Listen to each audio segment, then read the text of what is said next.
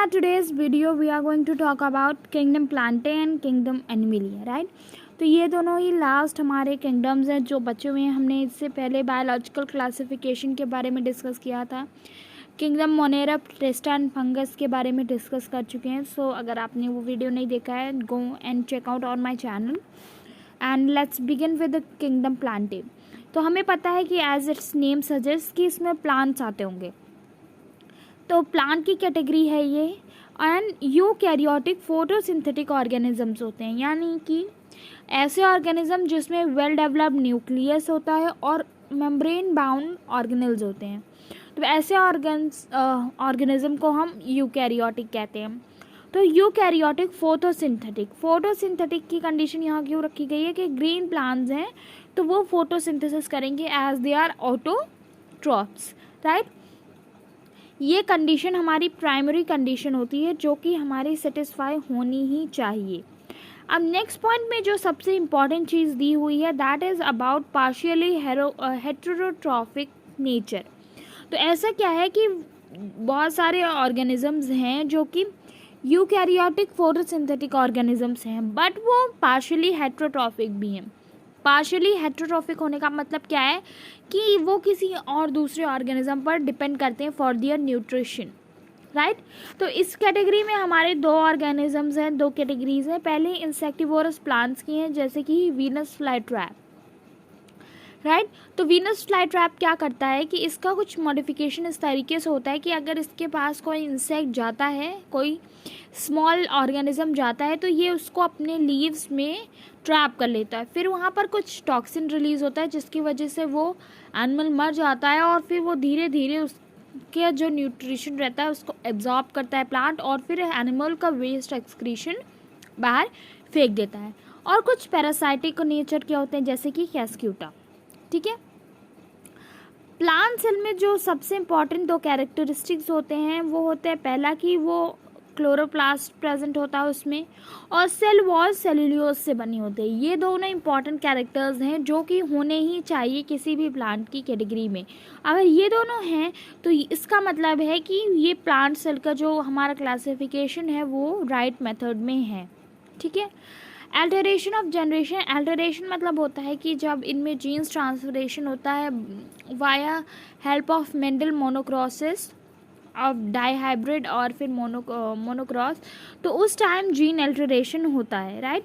Life cycle की अगर हम बात कर रहे हैं तो दे हैव अ 2 फेजेस। पहला फेज है हमारा डिप्लॉयड स्पोरोहाइटिक फेज और दूसरा है हैप्लॉयड गैमेटोफाइटिक फेज। तो अब सबसे इम्पॉर्टेंट चीज़ है गैमेटोफाइट और हैप्लॉयड कंडीशन की, डिप्लॉयड हैप्लॉयड कंडीशन। तो हैप्लॉयड कंडीशन क्या होता है और डिप्लॉयड कंडीशन क्या होता है, ये टर्म हम बहुत पहले से पढ़ रहे हैं बट कन्फ्यूजन कभी कभी रह जाती है, राइट। सो हैप्लॉयड कंडीशन में हमने देखा है that we are already known कि हमारी बॉडी में या फिर किसी भी बेसिक ऑर्गेनिज्म में 2n नंबर ऑफ क्रोमोसोम होता है। क्या होता है? 2n नंबर ऑफ क्रोमोसोम होता है। तो ये जो 2n नंबर ऑफ क्रोमोसोम है इसका डिवीजन दो तरीके से होता है, या तो ये n हो जाता है, हाफ हो जाता है, और या तो ये 2n फॉर्म में ही रहता है। तो अगर हाफ हो जा रहा है तो इसका मतलब है कि टाइप ऑफ सेल डिवीजन पे बेस्ड है। मियोसिस एंड माइटोसिस के बेसिस पे हमारा ये डिसाइड होता है कि किस ऑर्गेनिज्म में कितना हमारा क्रोमोसोम यानी कि जेनेटिक मटेरियल जाएगा। अगर किसी भी ऑर्गेनिज्म में मियोसिस या माइटोसिस में से रिडक्शनल डिवीजन हो रहा है सेल का, तो वहाँ पर n नंबर हो जाएगा, मतलब टोटल नंबर ऑफ क्रोमोसोम का हाफ जाएगा उसकी अपकमिंग प्रोजेनी में। और अगर वहाँ पर ऐसा डिवीजन हो रहा है, इक्वेशनल डिवीजन हो रहा है, तो उसमें टोटल नंबर ऑफ जो क्रोमोसोम है वो डायरेक्टली ऐसे ही ट्रांसफ़र हो जाएंगे। तो अगर ये हाफ हो रहा है तो हम कंडीशन को हैप्लॉयड बोलते हैं, और अगर हमारा 2n number from parents to offspring हो रहा है तो उसे डिप्लॉयड बोलते हैं, राइट। एग्जाम्पल लेते हैं, वी नो कि कॉमन ह्यूमन बीइंग में 48 नंबर ऑफ क्रोमोसोम होता है। अगर रिडक्शनल डिवीजन हो रहा है तो हम उसको 2n से डिवाइड करेंगे क्योंकि हमारा 2n number of basic chromosome present होता है। तो 2 से जब हम डिवाइड कर देंगे तो 24 नंबर ऑफ क्रोमोसोम बचेगा, राइट। और ये जो 24 नंबर ऑफ क्रोमोसोम बच रहा है ये हमारा ऑफस्प्रिंग में जाएगा, नए जो प्रोजेनी बन रही है उसमें जाएगा। मतलब कि टोटल नंबर ऑफ क्रोमोसोम में से ये क्या हुआ कि हाफ हो गया, राइट। बट यहीं अगर हम देखें कि हमारा इक्वेशनल डिवीजन है तो 48 क्रोमोसोम नंबर जो है वो directly from parents to offspring same number में ट्रांसफ़र हो जाएगा, राइट। तो ये हैप्लॉइड डिप्लॉइड कंडीशन क्लियर हुए। अब हम डिविजन्स की बात करते हैं कि प्लांटे किंगडम कितने डिविजन्स में डिवाइड हुआ है। फर्स्टली जो चीज़ हमें याद रखनी है वो है कि 5 सब डिविजन्स हैं प्लांट किंगडम के। पहला किंगडम जो हमारा सब कैटेगरी में आता है वो है एलिगे। एलिगे हैं कि lichens and blue green algae we talk about, तो वो इस कैटेगरीज में आते हैं।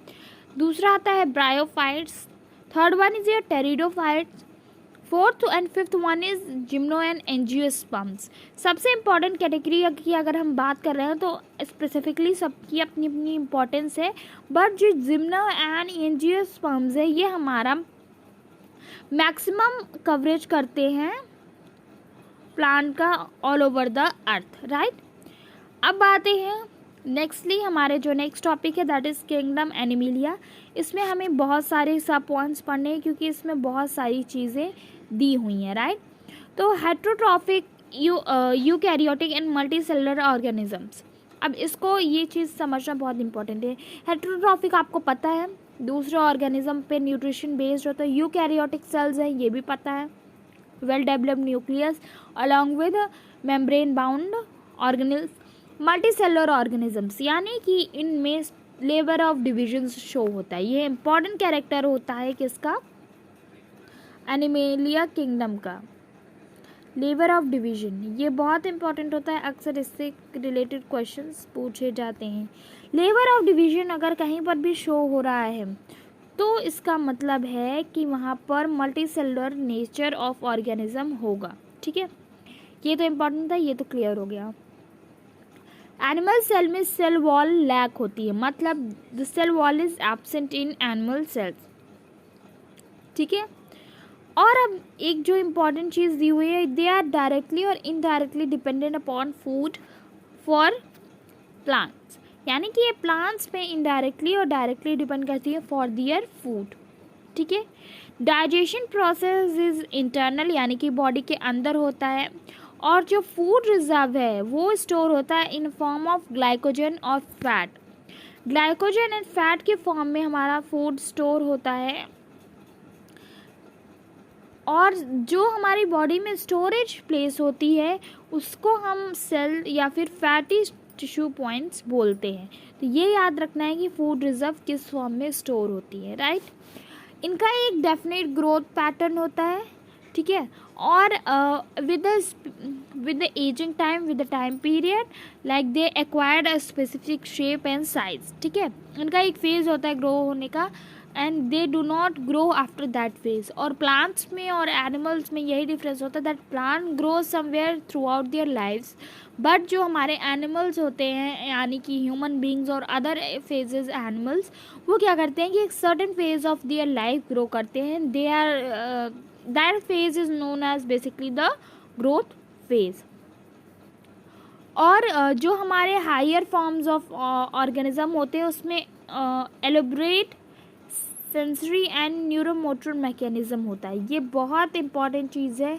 ये इसका प्रेजेंस बॉडी में ये डिसाइड करता है कि हमारा प्रेजेंस ऑफ माइंड कैसा है, हमारा इन्वायरमेंट के साथ अट्रैक्शन कैसा है, प्रेजेंट वहाँ पर हमारी कैसी है, हैबिटेट कैसा है। इन सारी केमिकल एंड फिजिकल हर चीज़ों के लिए हमारा sensory and neuromotor mechanism important होता है। दूसरा जो बेसिक डिफरेंस आप दोनों चीज़ इम्पॉर्टेंट नोटिस करोगे, they are capable of locomotion and movement. अब हम बात करना है हमें कि लोकोमोशन और मूवमेंट में क्या क्या डिफरेंस होता है। सबसे इम्पॉर्टेंट चीज़ जो आती है वो है यही डिफरेंस कि we usually get confuse between locomotion and movement. तो लोकोमोशन क्या होता है और मूवमेंट क्या होता है। लोकोमोशन का मतलब होता है कि जब हम one place to another place move करते हैं, लाइक हमारे जो मूवमेंट है हमारा, ठीक है, वो दिखता है, दिखता है वो हमारा वर्क डन। यानी कि हम जब एक प्लेस से दूसरी प्लेस जाते हैं तो वो हमारा लोकोमोशन हो गया, ठीक है। और मूवमेंट है कि हमारी बॉडी का साइज़ बढ़ रहा है, हमारी सेल का शेप बढ़ रहा है, हमारी हाथ बढ़ रहा है, हमारा नाक बढ़ रहा है, हमारी पैर बढ़ रहा है। सो ये चीज़ें मूवमेंट है, यानी कि ये अपने आप नहीं हो रही हैं, chemical and physical environmental conditions हैं जिनकी वजह से ये चीज़ें हो रही हैं, तो वो है मूवमेंट। जैसे हम एग्जांपल लेते हैं प्लांट में क्या होता है कि हमारे certain kind of tissues and cell present होती है, लाइक एपिकल मेरिस्टम है वो टॉप पे प्रेजेंट होती है, तो उसका प्रेजेंस जो है वो प्लांट के टॉप पे एपेक्स पे क्या करता है, उसकी एपिकल ग्रोथ करता है, मतलब उससे ऊंचाई में बढ़ाता है, राइट। तो वो क्या हुआ, मूवमेंट हुआ। लोकोमोशन क्या है कि अगर प्लांट है इस जगह पर, वो चल के यहाँ तो जा नहीं सकता है, अगर वो इस जगह पर चल के जा रहा है तो that is your locomotion. But अगर उसकी ब्रांचेस बढ़ रही हैं, उसकी लेंथ बढ़ रही है, तो वो क्या है, मूवमेंट है, ठीक है। तो ये बेसिक डिफरेंस होता है। तो यानी कि हमारे animals are capable of locomotion and movement both, but हमारे प्लांट्स जो होते हैं वो क्या होते हैं, only capable of movement. Next चीज़ आते हैं कि ये सेक्सुअल रिप्रोडक्शन से रिप्रोड्यूस करते हैं by collapsion of male and female followed by embryonic development, यानी कि मेल फीमेल गैमेट पे मेट होता है, that is the process of sexual reproduction, and after that embryonic stage आती है, एम्ब्रॉयनिकल डेवलपमेंट होता है जिससे कि हमारा आगे फीटस बन के बेबी डेवलप होता है, राइट। तो ये था किंगडम एनिमलिया के बारे में। We have separate chapters for kingdom plant and Animalia, so we will be discussing them separately only. एक जो इम्पॉर्टेंस छोटा सा टॉपिक आता है वो होता है लाइकेंस, राइट। सो ये क्या है कि ये एक ऑर्गेनिजम्स हैं जो कि सिम्बायोटिक रिलेशनशिप शो करते हैं फंगस और एल्गे में। ये सिम्बायोटिक रिलेशनशिप क्या होता है, बेसिकली सिम्बायोटिक रिलेशनशिप तब होता है कि जब कोई दो ऑर्गेनिज्म एक दूसरे पर इंटरडिपेंडेंट होते हैं किसी चीज़ के लिए, लाइक ये ए ऑर्गेनिज्म है, ये बी ऑर्गेनिज्म है, ठीक है। ये दोनों ऑर्गेनिज्म हैं अपना, they are associated with each other. हम ये कहते हैं, हम इसको एग्जांपल लेते हैं कि हमारा जो ए है वो बी को क्या कर रहा है, नाइट्रोजन फिक्स कर रहा है, ठीक है, नाइट्रोजन फिक्सेशन का काम कर रहा है। और बी वाला ए को क्या दे रहा है, होम और न्यूट्रिशन दे रहा है, होम और फूड लिख देते हैं बेसिक लैंग्वेज में, ठीक है, होम और फूड दे रहा है। तो ये क्या हुआ, दोनों एक दूसरे को पॉजिटिव रिजल्ट दे रहे हैं, कोई हार्म नहीं कर रहे हैं, राइट। तो जब हार्म नहीं कर रहे हैं तो they are interdependent on each other, तो इसी एसोसिएशन को हम कहते हैं सिम्बायोटिक एसोसिएशन। बेसिकली लाइकेंस जो होते हैं वो किसके बीच में सिम्बायोटिक रिलेशनशिप शो करते हैं, फंगस और एल्गे के बीच में, ठीक है। जो एल्गे कंपोनेंट होता है, एल्गे पार्ट को हम ऑटोट्रॉफिक नेचर बोलते हैं, दैट इज़ फायोकॉर्बेंट, ठीक है। और फंगल पार्ट जो होता है वो माइक्रोबेंट यानी कि हेट्रोट्रॉफिक नेचर का होता है। तो यहाँ पर इन दोनों टर्म को अगर हम सेपरेटली पढ़ना चाहते हैं तो यहाँ पर हम इसे समझते हैं इस तरीके से कि जो हमारा एल्गे कंपोनेंट होता है वो फूड प्रिपेयर करता है फंगस के लिए, ठीक है। तो ये हमारा जो ये था कि ये फूड प्रिपेयर कर रहा है, तो ये हेट्रोट्रॉफ वाली कंडीशन सेटिस्फाई हो गई। और किसके लिए प्रिपेयर कर रहा है, फंगस के लिए प्रिपेयर कर रहा है, तो फंगस हमारा हेट्रोट्रॉफ हो गया, मतलब किसी दूसरे के ऊपर न्यूट्रिशन के लिए डिपेंडेंट है, राइट। अब आते हैं कि हम अपनी दूसरी चीज़ पे कि ये तो डिपेंडेंट हो गया, और इन रिटर्न हमारा फंगस क्या कर रहा है, इन रिटर्न हम वो वाटर एंड मिनरल एब्जॉर्ब कर रहा है, ठीक है, और हमारा एल्गे को शेल्टर भी दे रहा है। तो ये क्या कर रहा है, एसोसिएशन हो गया कि जो आपका एल्गे है वो फंगस के लिए फूड प्रिपेयर करेगी और फंगस उसे क्या देगा कि वाटर और मिनरल एब्जॉर्ब करेगा और शेल्टर देगा। सबसे इम्पॉर्टेंट चीज़ जो आपको इसमें नोटिस करनी है वो ये है कि they are very good pollution indicator, right. अगर कहीं पर पॉल्यूशन है तो हमारा लाइकेंस वहाँ पर नहीं ग्रो करेंगे, मतलब एल्गे और फंगाई वहाँ पर ग्रो नहीं करेंगे। So we can use them as a positive manner also for identifying the percentage and the presence of pollution anywhere, right. Somewhere यहाँ पर कुछ कंट्रीज़ हैं जो ये भी कर रही हैं कि वो इन लाइकेंस के हेल्प से हमारा रिवर्स को फ्री फ्रॉम पोल्यूशन करने की कोशिश कर रही हैं.